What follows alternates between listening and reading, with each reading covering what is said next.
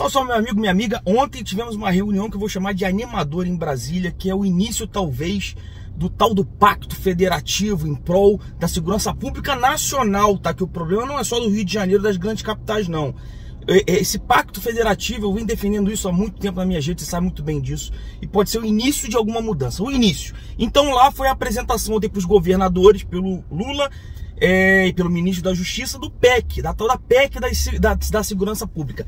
Minhas críticas com relação ao encontro de ontem, eu li com cautela, de forma sumária, mas li o projeto. Primeira coisa, senti falta ali da presença o quê? De um representante do judiciário brasileiro a nível federal, que é quem muda as leis de índole penal, entre outras, por competência constitucional. Não vi ali um representante da Câmara dos Deputados nem do Senado Federal.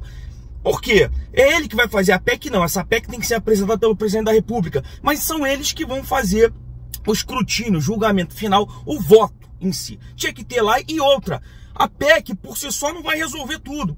A mudança precisa ser muito mais ampla, de várias e várias legislações em vários âmbitos, penais, administrativos, civis, um monte de coisa, tá? Senti falta do representante do CNJ, Conselho Nacional de Justiça. Por quê? Porque é o CNJ que baliza e diretriza, faz a diretriz das regras do judiciário a nível nacional. Não é o STF que tinha um representante lá. E o que isso tem a ver na prática? Por exemplo, existe uma crítica muito grande de pessoas que são presas e saem pela porta da frente da delegacia, ou saem na audiência de custódia, é totalmente flexibilizado pelos juízes da audiência de custódia.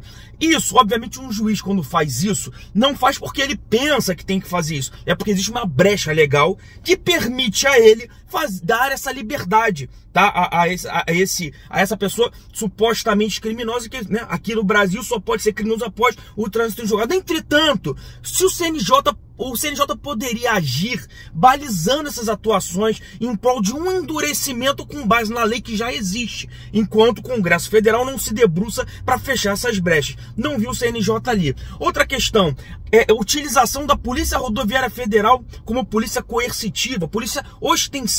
Aqui, por exemplo, no Rio de Janeiro, em todos os estados, a polícia ostensiva é a polícia militar. Vai ter, a partir dessa PEC, o auxílio da Polícia Federal e da PRF, da Polícia Rodoviária Federal, e muito mais da PRF como polícia ostensiva. Ora, é muito bacana isso, porque as polícias militares aqui no Rio tá falido. Não tem armamento, não tem contingente para enfrentar o âmago lá, o core do tráfico de drogas, tá? E de outros ilícitos. Entretanto, vai escolher logo a PRF. O agente público, em termos de agente público de segurança, é o mais bem pago do Brasil. Imagina o rombo dos cofres públicos. Por quê? É óbvio.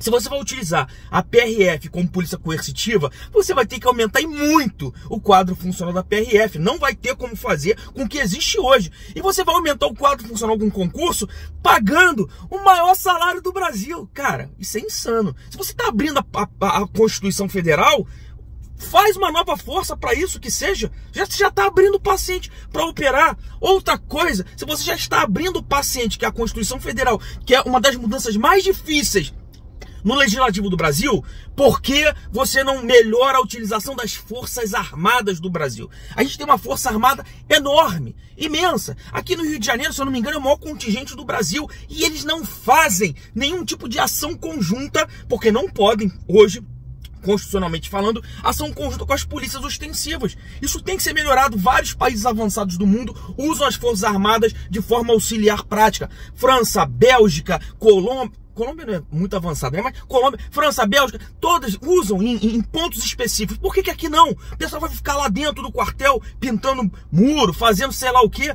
com um contingente enorme.